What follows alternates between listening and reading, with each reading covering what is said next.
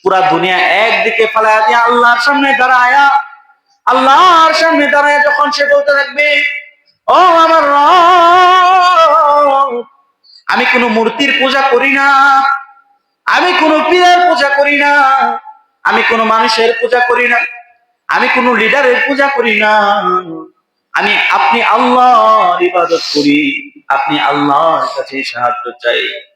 যখন আমার জীবনের হায়াত শেষ হয়ে যাবে, মৃত্যু শয্যায় যখন আমি শায়িত হয়ে যাব, ফেরেশতার দল আসতে থাকবে, যাদেরকে আমরা এতদিন দেখতাম না, তখন আমরা তাদেরকে দেখতে শুরু করে দেব। ফেরেশতা আসবে, প্রথম একজন ফেরেশতা আসবে, ফেরেশতা আসার পরে ডাক দিয়ে বলবে, হে আব্দুল্লাহ, শোনো শোনো, আমি সারা দুনিয়া ঘুরে দেখলাম, তামাম দুনিয়ার মধ্যে আমি তন্ন তন্ন করে খুঁজলাম, আপনি আব্দুল্লাহ আব্দুর রহমান, তামাম দুনিয়ার মধ্যে আপনার জন্য একটা রিজিকের একটা মাত্র দানা আপনার কপালে নাই। মৃত্যু যখন শুরু হয়ে যাবে, এর আগে ফেরেশতা এসে বলবে, তাম দুনিয়া ঘুরে দেখলাম, কিন্তু আপনার জন্য একটা দানা খুঁজে পাইলাম না।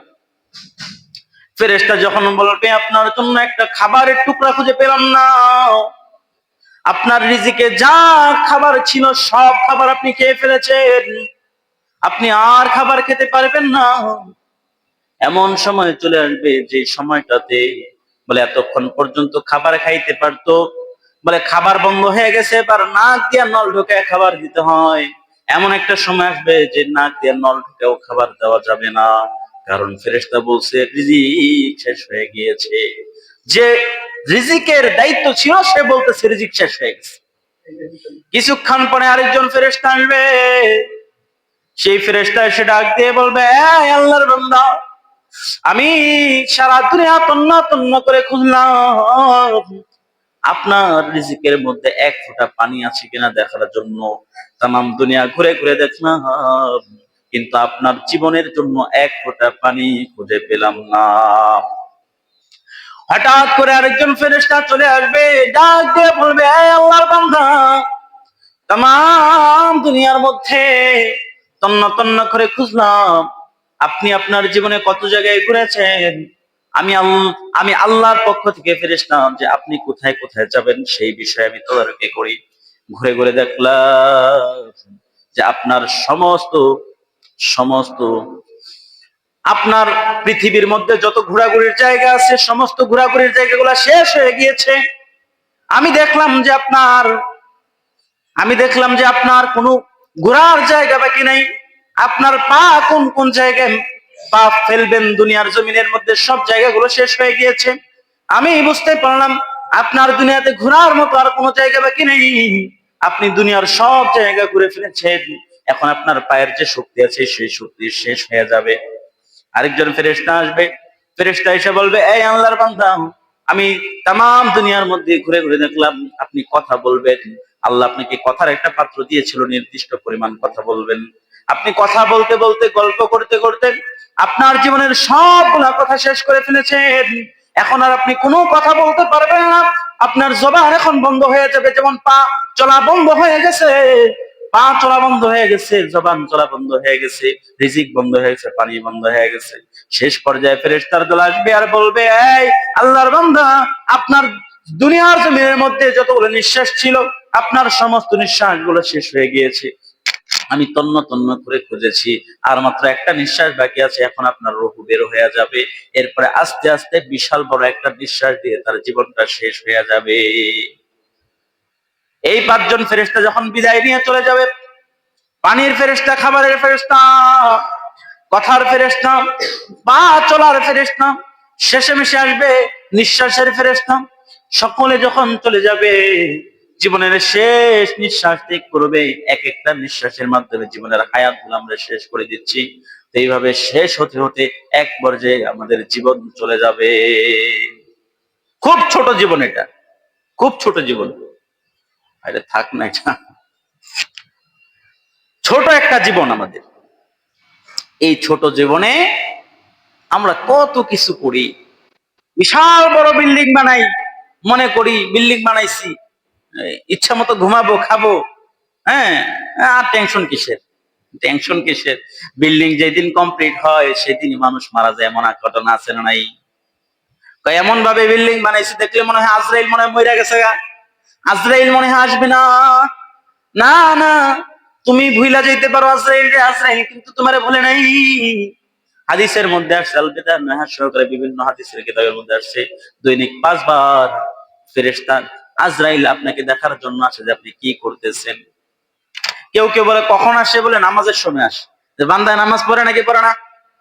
5 বার আইসা দেখে যে বান্দার হায়াত শেষ হয়েছে না হয় নাই, আইসা দেখে যে ব্যাটারি এখনো ডাউন হয় না, ব্যাটারির মধ্যে চার্জ আছে। কিন্তু বেশি দিন নাই, এই ব্যাটারির চার্জ শেষ হয়ে যাবে, কোমরের নাচ শেষ হয়ে যাবে, শক্তি চলে যাবে, এই দেহটা দুর্বল হয়ে যাবে, চোখ গুলা দুর্বল হয়ে যাবে, চুল গুলা পেকে ছাড়া হয়ে যাবে, হাড্ডি গুলা দুর্বল হয়ে যাবে, সমস্ত শক্তি এই দেহ থেকে চলে যাবে, হাঁটতে পারবেন না, চোখে দেখতে পারবেন না। একটা সময় এমন আসবে যখন আপনার হায়াত শেষ হয়ে যাবে, জীবন চলে যাবে।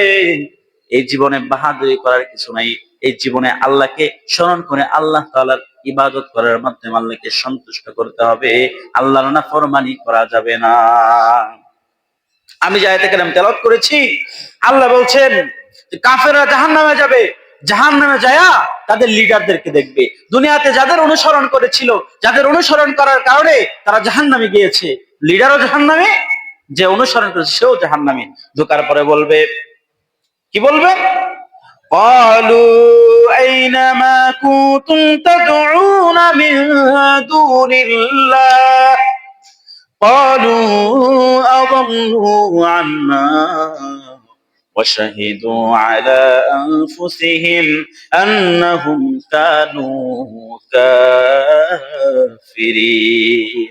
বলে কাফের দল, বেঈমানের দল যখন মৃত্যুবরণ করে জাহান্নামে চলে যাবে, জাহান্নামে চলে যাওয়ার পর ফেরেশতার দল তাদেরকে প্রশ্ন করবে, তোমরা যাদের অনুসরণ করো তা আল্লাহকে মানতা না, রাসূলকে মানতা না, যে মূর্তির পূজা করতা, যে লিডারদের অনুসরণ করতা, তারা কোথায়? তারা তো জাহান্নামে আছে। কি করছে তারা জানোনি? তারা আমাকে বিভ্রান্ত করে আমাদেরকেও জাহান্নামী বানাইছে।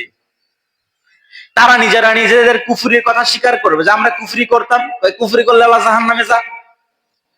قال ادخلوا في قد خلت من قبلكم من الجن والإنس في النار। যখন তারা জাহান্নামে প্রবেশ করবে, জিনদেরকে দেখবে, মানুষদেরকে দেখবে যারা তাদেরকে বিভ্রান্ত করেছিল।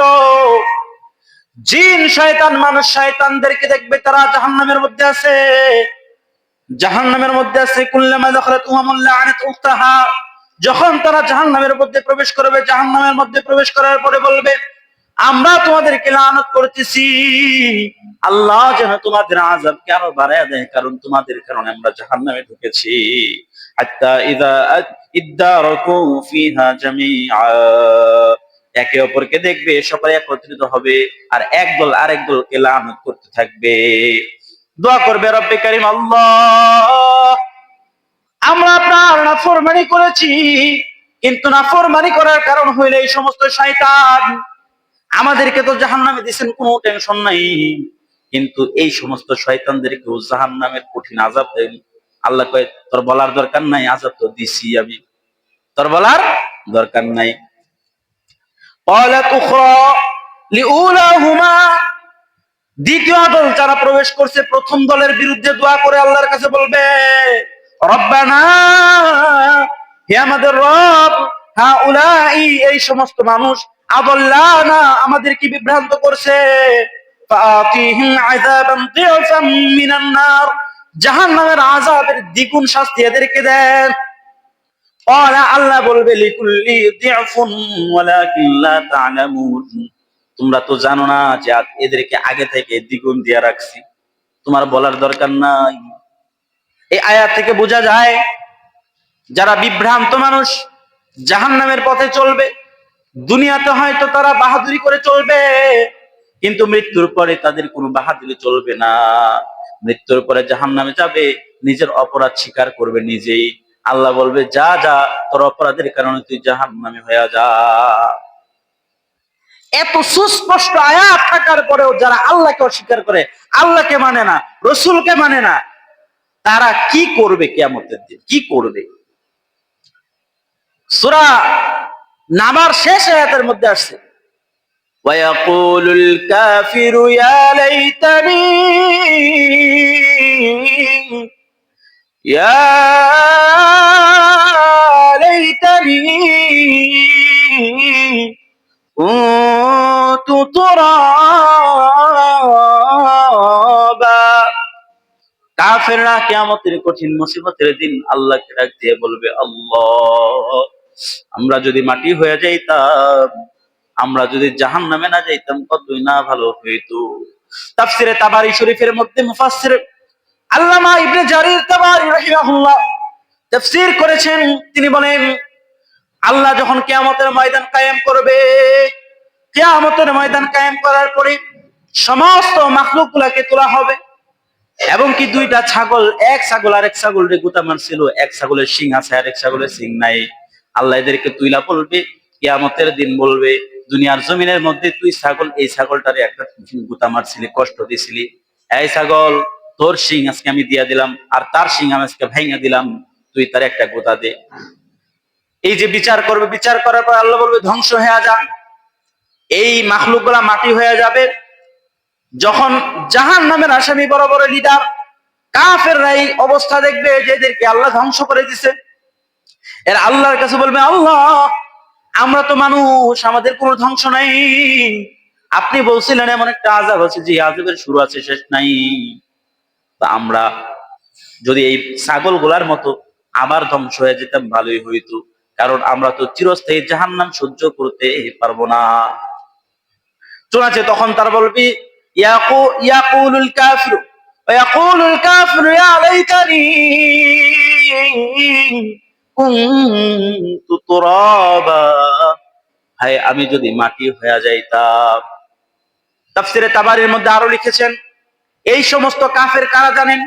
দুনিয়ার জমিনে এরা মৃত্যুকে অপছন্দ করত, সারা জীবন বাইচা থাকতে চাইতো, কিন্তু আজকে যখন কিয়ামতের কঠিন মুসিবতের দিন আযাবের অবস্থা দেখেছে, এত ভয় পাইছে, এত ভয় পাইছে, এখন তারা মৃত্যু চায়। যেই জিনিস তাদের কাছে সব থেকে খারাপ ছিল, আজকে তাদের কাছে সেই জিনিস সব থেকে ভালো হয়ে গেছে। বলে কিয়ামতের কঠিন মুসিবতের দিন মৃত্যুর মতো খারাপ জিনিস তাদের কাছে ভালো মনে হবে। কেন মনে হবে? কারণ আযাব এত বেশি হবে, আযাব এত বেশি হবে, তাদের কাছে এটাই সব থেকে ভালো মনে হবে। অতএব মুসলমান, আমাদেরকে আল্লাহ ঈমান দিয়েছে, আমরা যেন ঈমানটা না হারিয়ে ফেলি। এই জন্য ঈমান রক্ষা করার সব থেকে বড় আমল হইল নামাজ। মুয়াজ্জিন যখন ডাক দেয়, হাইয়া আলাল ফালাহ,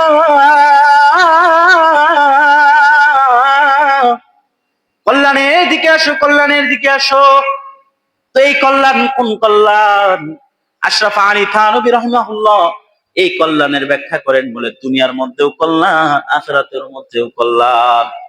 যারা নামাজ পড়ে দুনিয়াতেও সুখ পায়, আখিরাতেও সুখ পায়। যারা নামাজ পড়ে না, তারা দুনিয়াতেও সুখ পায় না, আখিরাতেও সুখ পায় না। দুনিয়াতেও পায় না, আখিরাতেও পায় না। আর যারা নামাজ পড়ে তারা দুনিয়াতেও সুখ পায়, আখিরাতেও সুখ পায়। বিপদে পড়ছেন, বালা মুসিবতের মধ্যে পড়ছেন, কোরআনের মধ্যে আসছে, ওয়াস্তাঈনু বিস-সাবরি ওয়াস-সালাহ। বিপদে পড়ার পরে বান্দা যদি নামাজের মধ্যে দাঁড়ায় যায়, নামাজের মধ্যে দাঁড়ায় আল্লাহু আকবার বলার পরে নামাজের মধ্যে দাঁড়ায় যখন আল্লাহকে আল্লাহ বলে ডাক দেয় আর বলে, আলহামদুলিল্লাহি রাব্বিল আলামিন, আল্লাহ আপনার প্রশংসা করতেছি। আল্লাহ ডাক দিয়ে বলে, হামিদানি আবদি,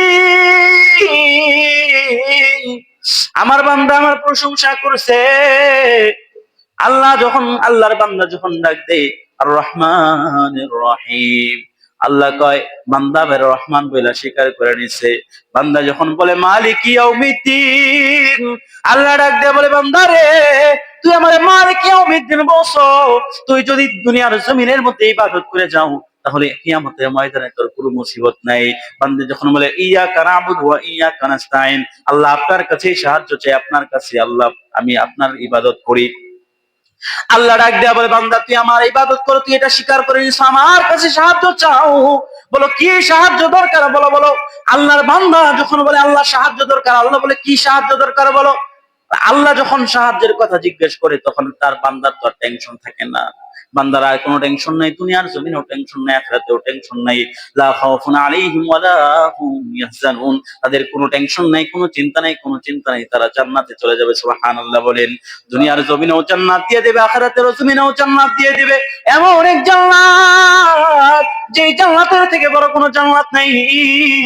এমন এক জান্নাত যে জান্নাতের শুরু আছে শেষ নেই। এমন এক জান্নাত যে জান্নাতের কাছের ফলগুলা কেমন হবে। আল্লাহর ওলিরা বলে, মুফাসসিরুল কিরাম বলে, হাদিস শরীফের মধ্যে আসছে, নবী করিম সাল্লাল্লাহু আলাইহি ওয়াসাল্লাম বলেন, এমন এক জান্নাত দিবে যে জান্নাতের গাছগুলো এমন বড় হবে, 500 বছর যদি কোনো ঘোড়া দৌড়াইতে থাকে, জান্নাতের ঘোড়া কোনো দুনিয়ার ঘোড়া নয়। জান্নাতের ঘোড়া বিশাল দ্রুততার সাথে যদি দৌড়াতে শুরু করে, 500 বছরে তার ছায়াটা শেষ করতে পারবে না। সুবহানাল্লাহ বলেন। এমন ফল দেখতে একই রকম, কিন্তু স্বাদ গুলা ভিন্ন ভিন্ন। এমন এমন স্বাদ দুনিয়ার জমিনে কোনো স্বাদ কখনো টেস্ট করে নাই কোনো মানুষ। প্রিয় ভাইয়ারা আমার, দুনিয়ার জমিনেও জান্নাত দেবে, অর্থনৈতিক কোনো টেনশন থাকবে না, স্ত্রী কখনো বেয়াদবি করবে না, সন্তান কোনদিন বেয়াদবি করবে না, সকল মানুষগুলো তাদের সম্মান করবে, অভাব অনটন হবে না, বিপদ আপদ বালা মুসিবত হবে না, বিপদ হইলেও আল্লাহ নিজে স্বয়ং উদ্ধার করবেন। এই জন্য আল্লাহকে রাখতে হবে, আল্লাহর স্মরণ করতে হবে। ওয়াস্তাঈনু বিস-সাবরি ওয়াস-সালাহ, ধৈর্য এবং নামাজের মাধ্যমে আল্লাহর কাছে সাহায্য চাইতে হবে। আমরা তো এমন মানুষ যারা নামাজে দাঁড়ালেও মাখলুকের দিকে মন যায়, সাহায্য চাইতে দাঁড়িয়েছে কার কাছে? আল্লাহর কাছে। কিন্তু মন কোন দিকে গেছে? আব্দুর রহমানে মনে হয় সাহায্য করতে পারবো, আব্দুর রহিমে মনে হয় সাহায্য করতে পারবো, মনটা ওই কুফুরির দিকে চলে গেছে। কারণ আপনি তো দাঁড়াইছেন আল্লাহর কাছে, মন কেন যায় মাখলুকের কাছে? প্রথমে আল্লাহর কাছে চায়, পরে মাখলুকের কাছে চাইলে কিন্তু হারাম না, প্রথমেই মাখলুকের কাছে কেন? আমরা আলহামদুলিল্লাহ এইভাবেই চেষ্টা করি, প্রথমে আল্লাহর কাছে চাই, এরপরে মাখলুকের কাছে প্রয়োজন পড়লে। এই জন্য আল্লাহর কাছে সাহায্য চাই, বলবো ইয়াকা না'বুদু ওয়া ইয়াকা নাস্তাঈন। নামাজের মধ্যে দাঁড়ায় যে বান্দা বারবার এই আয়াত তেলাওয়াত করবে, ইয়াকা না'বুদু ওয়া ইয়াকা নাস্তাঈন, ইয়াকা না'বুদু ওয়া ইয়াকা নাস্তাঈন। বান্দা যখন টেনশন করবে, পুরা দুনিয়া একদিকে ফালায়া দিয়ে আল্লাহর সামনে দাঁড়ায় যখন সে বলতে থাকবে, ও আমার রব, আমি কোন মূর্তির পূজা করি না, আমি কোন পীরের পূজা করি না, আমি কোন মানুষের পূজা করি না, আমি কোন লিডারের পূজা করি না, আপনি আল্লাহর ইবাদত করি, আপনি আল্লাহর কাছে সাহায্য চাই। আমার বাবা তো অসুস্থ হয়ে রয়েছে, ক্যান্সার হয়ে গেছে, হয়তো মারা যাবে অবস্থা, আমার বাবারে আপনি সুস্থ করে দেন, আমার বাবারে আপনি সুস্থ করে দেন। এই কথাগুলা মনের মধ্যে ঘুরাবে আর বলতে থাকবে, ইয়াকা না'বুদু ওয়া ইয়াকা নাস্তাঈন, ইয়াকা না'বুদু ওয়া ইয়াকা নাস্তাঈন। বারবার যখন এই কথাগুলো বলতে থাকবে, আল্লাহ তার সমস্ত বিপদ আপদ বালা মুসিবতগুলো দূর করে দেবে। শোনাচ্ছে, আমরা বিপদে পড়লে কোনো দিন এমন করছেন কিনা আমি প্রশ্ন করতেছি, যে নামাজ পড়া 2 রাকাত নামাজ পড়া আল্লাহর কাছে সাহায্য চাইছেন, এমন কেউ আছে নাকি? এই আমলটা আলহামদুলিল্লাহ, মাশাআল্লাহ, আল্লাহ কবুল করে নেন। এই আমলটা মাঝে মাঝে করবেন, দেখবেন যে নামাজের মাধ্যমে সাহায্য চাইলে আর কিছু হোক আর না হোক, আপনার দোয়া কবুল হয়ে যাবে, সাথে সাথে কবুল হয়ে যাবে।